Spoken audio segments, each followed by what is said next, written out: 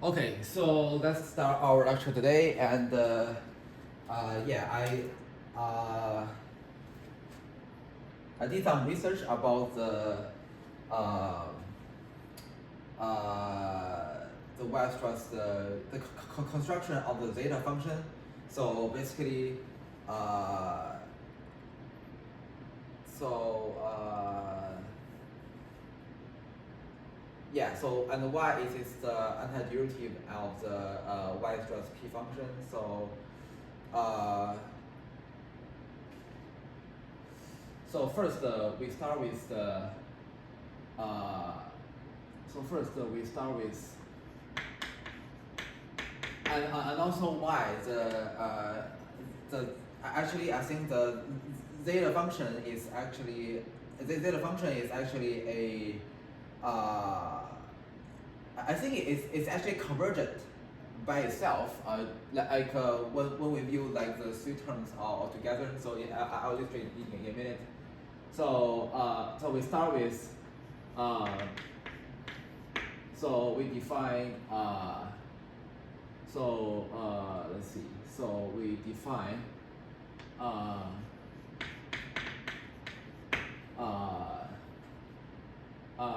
zeta z to be equal to 1 over z plus the integral of 0 to z of negative p of zeta plus 1 over zeta squared d zeta. So so we know that this Weierstrass function is well defined, and also and this one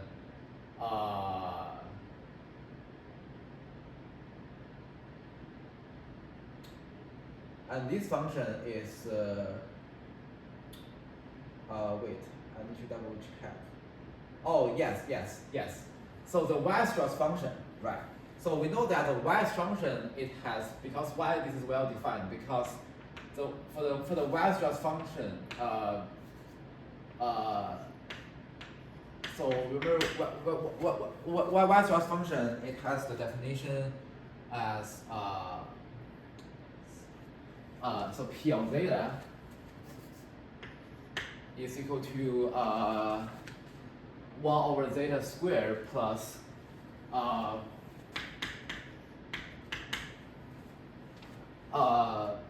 like the sum over the lattices. So the sum over like omega not equal to 0, 1 over zeta minus omega squared minus 1 over omega squared. So so we know that. So after right. So after I subtract this one from 1 over zeta squared, right?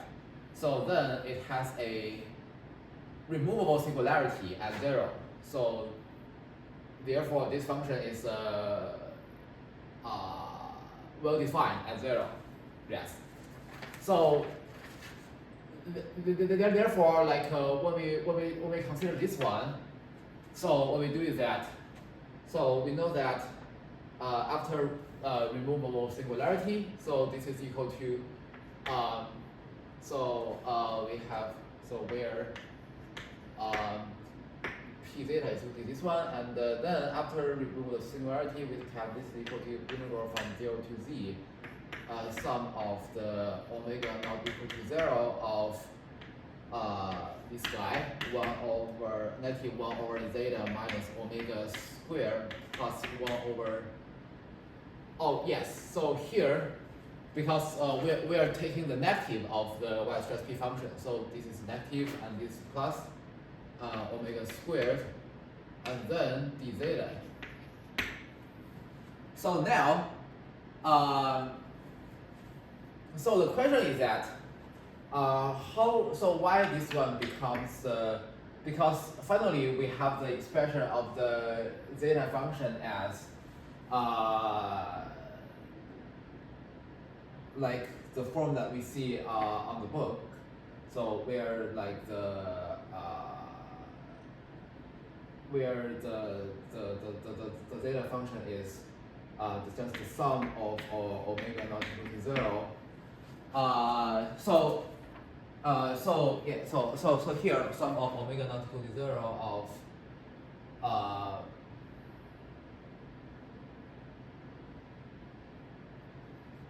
give me 1 second. So what is the zeta function? Yes. So zeta function is y this is equal to so this is equal to 1 over z. Sorry, 1 over z plus this one, and y this is equal to 1 over z plus sum of I mean like so sum of omega not equal to 0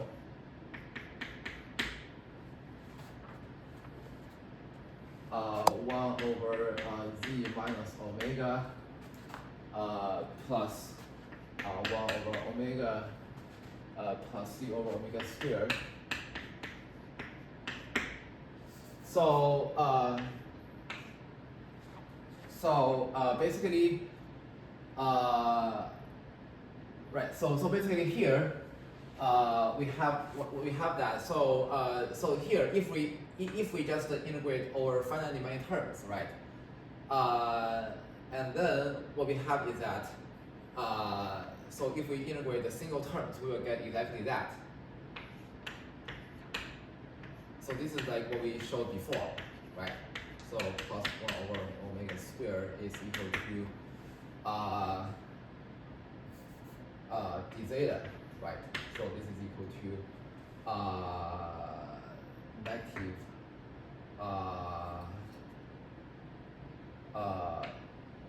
z over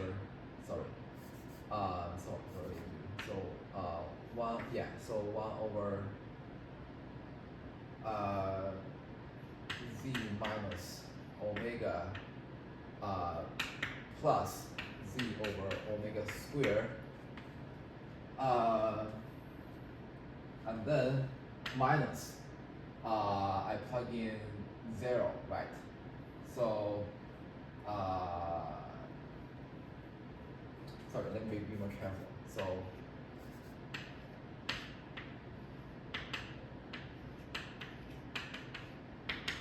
which is equal to 1 over z minus omega plus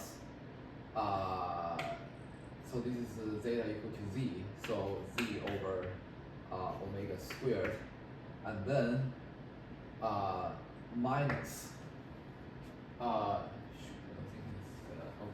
so minus so here I plug in zeta equal to 0, so I should get plus, right, 1 over omega. Yeah, so for each term the integral is equal to that, but why we are allowed to transfer the why we are allowed to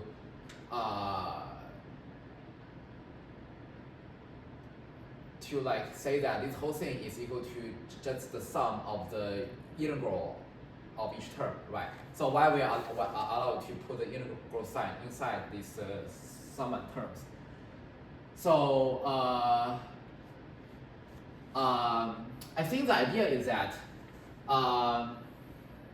so first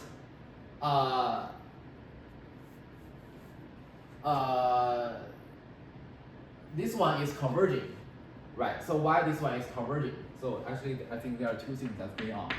So first this one, so sum of omega not equal to 0, 1 over sorry, I think I made a mistake in the very recent videos, because so when we sum over this one, right? So we should really consider this as a whole, right? So when we consider this as a whole, so this is absolutely convergent. So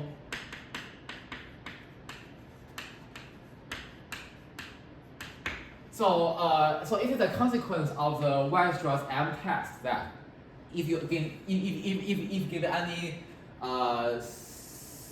sequence, if the sequence is absolutely convergent, then the limit stays the same under any rearrangement. So therefore, so in this way, so if we show that this sequence is absolutely convergent, then this limit is well defined. Yes. So because no matter how we rearrange it, the value will be still the same. So this is well defined. So so why this is actually so why this is absolutely convergent? So because let me see. So because so this thing is equal to yeah. So this is one thing I want to show. Okay. So I want to show this first. So this is absolutely convergent.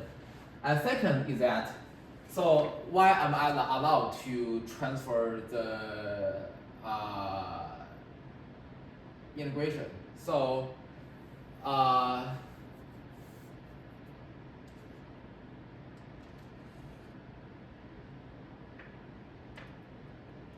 yeah, I think maybe some of you might be a little bit confused about why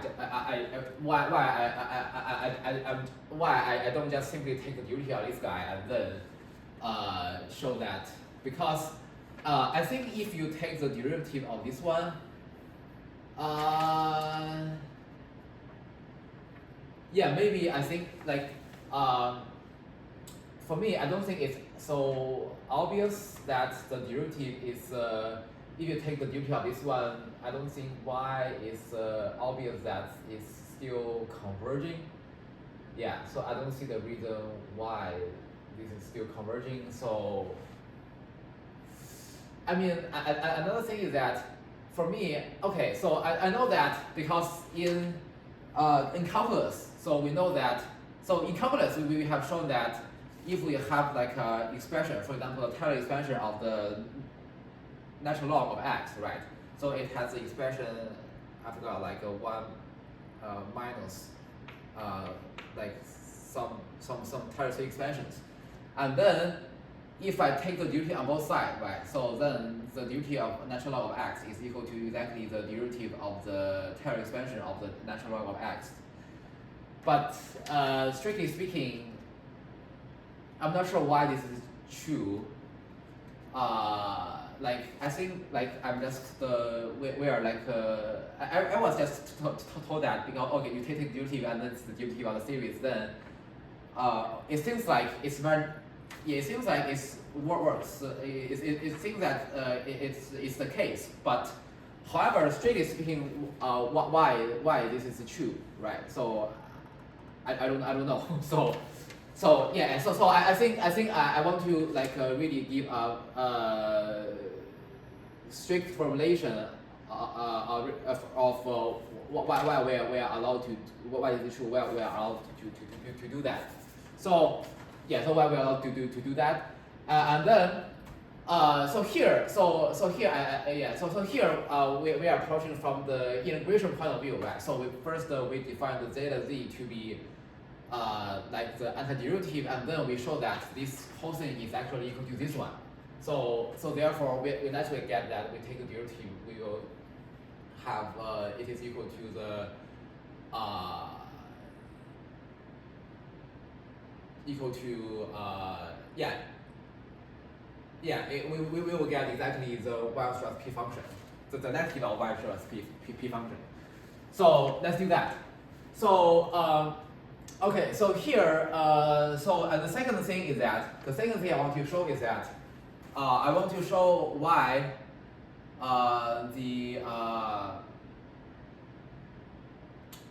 yes, I want to show why and then why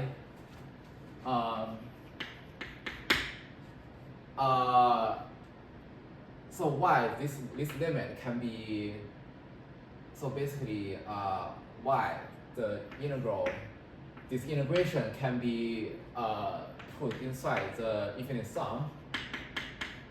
So why is the integral of this guy negative 1 over zeta minus omega squared plus 1 over omega squared d zeta.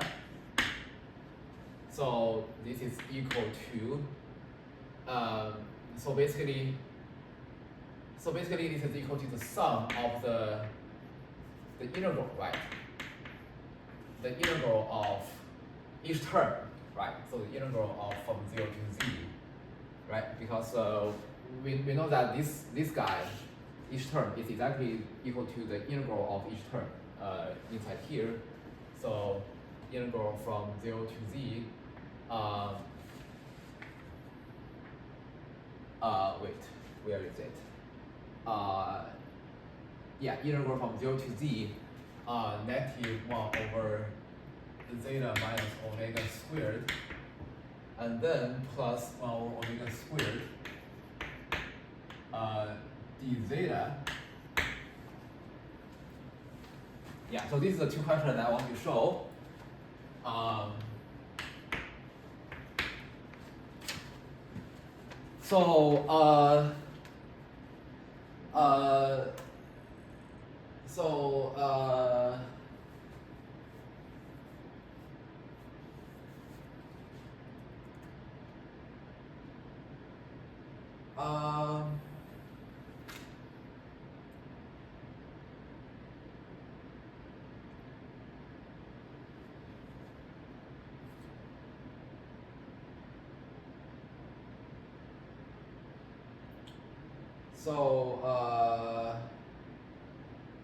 Okay,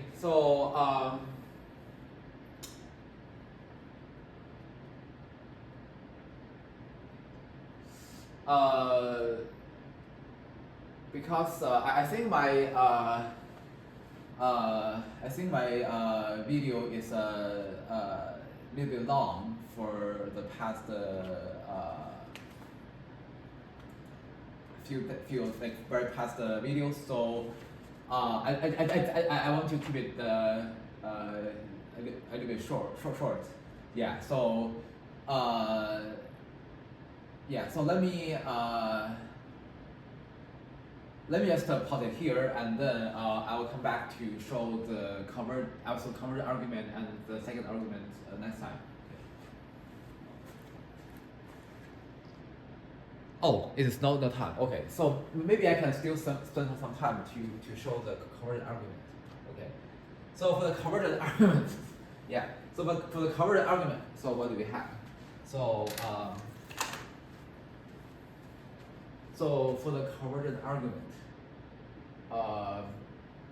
so let's start with this one.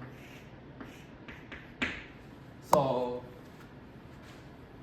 let's just first sum up this guy. So we have 1 over z minus omega plus 1 over omega plus z over omega squared. So this is equal to what? So this is equal to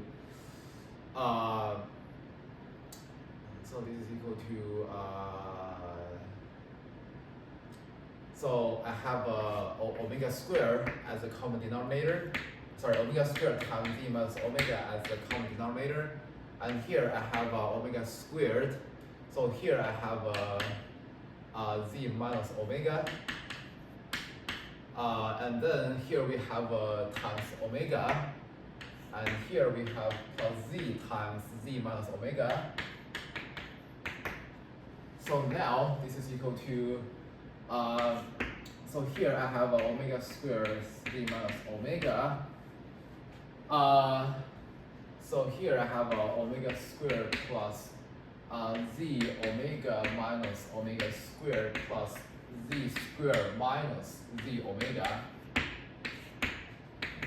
So now you see that the omega squared cancel out, and the z omega also cancel out, right? So what's left is just the z squared over omega squared z. Z minus the omega. So we want to analyze the behavior of this term, right?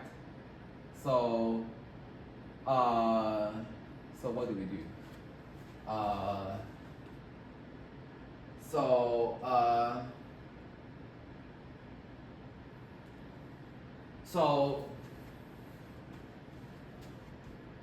So if z stays on a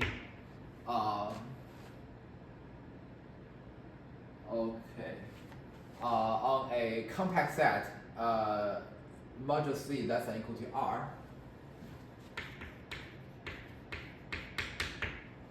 compact set modulus z less than r, and then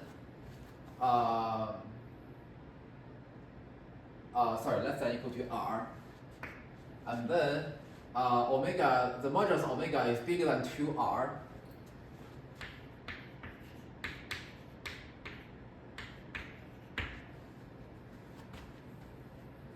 and then we have that the modulus of z minus w. So then the modulus of z minus w is less than equal to the modulus of z minus the modulus of w, which is less than equal to wait, hold on. So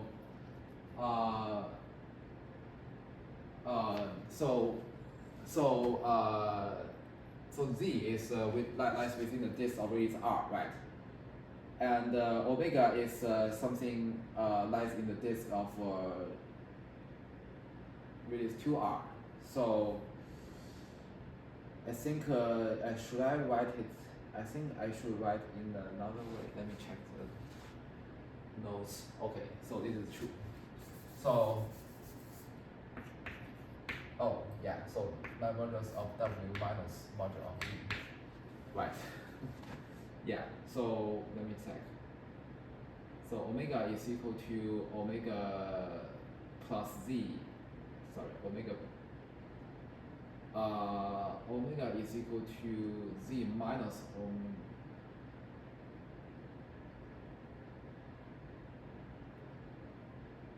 oh yeah, because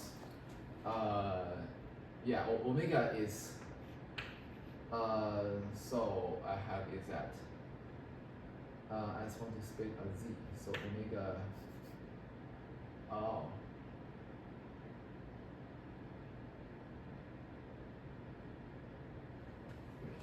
does this work?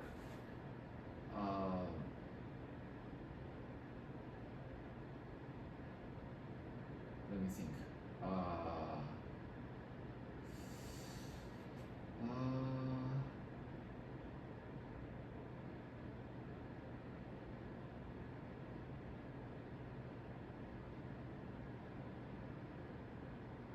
Wait, okay. So so z is like here, right? So z is so z minus omega.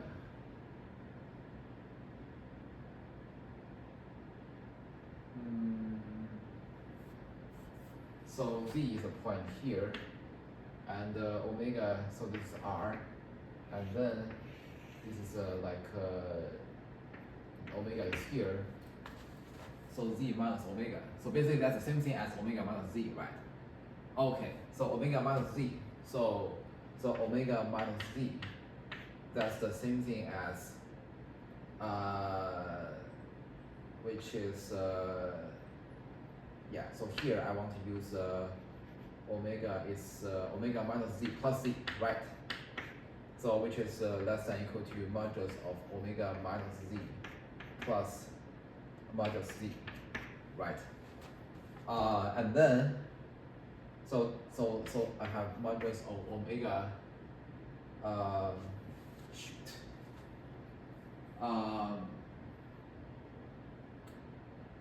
no,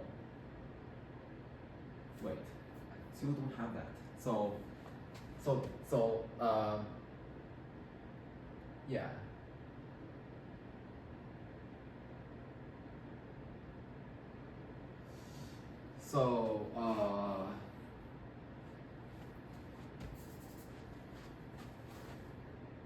So it's bigger than equal to, right? It should be bigger than equal to modulus of omega minus modulus z. So what is omega modulus omega minus z?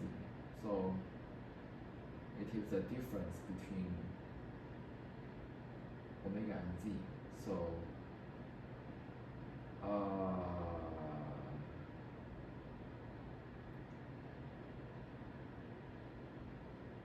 yeah, so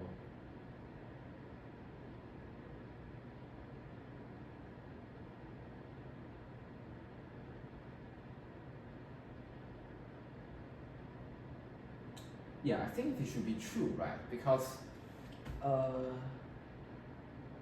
yeah, because this is exactly the shorter distance between like between this omega and z, right?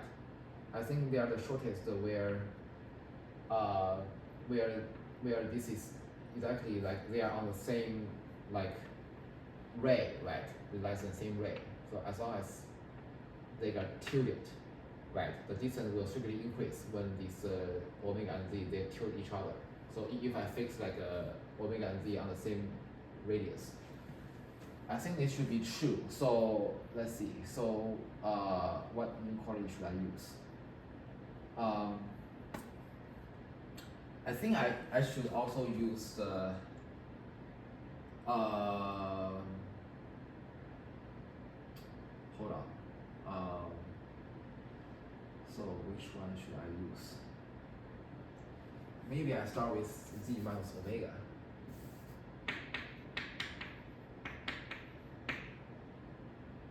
Is less than equal to modulus of z minus omega plus modulus of omega. And then shoot. No, right?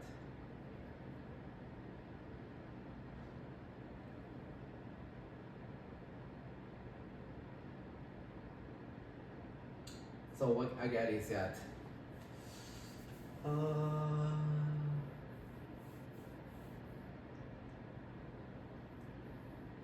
yeah, I think I should use the triangle inequality.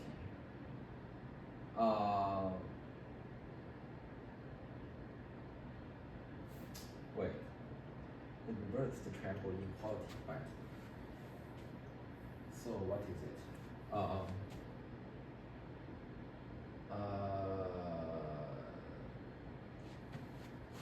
Yeah, so I should use the reverse triangle inequality. So how does this work again? So modulus A minus modulus B is should be bigger than equal to modulus A minus modulus B, right?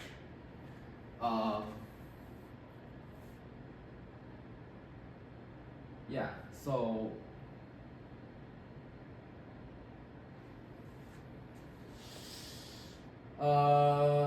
let's see.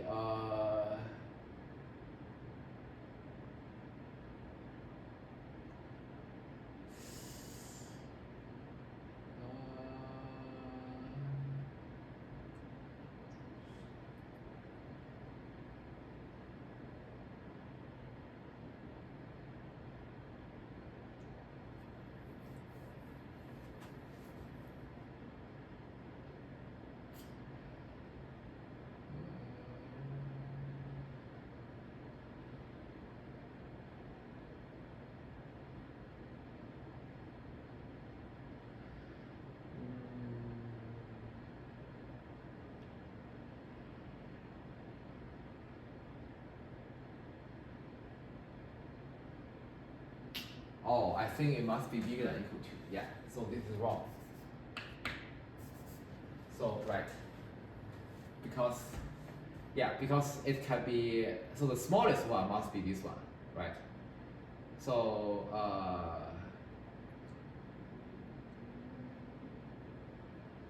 right. Okay. Sorry, I have to double check my argument. Okay. So, yeah, so, okay, so yeah, I'll come back the next time to show the first argument. Yeah, so to show the absolute convergence of the first one.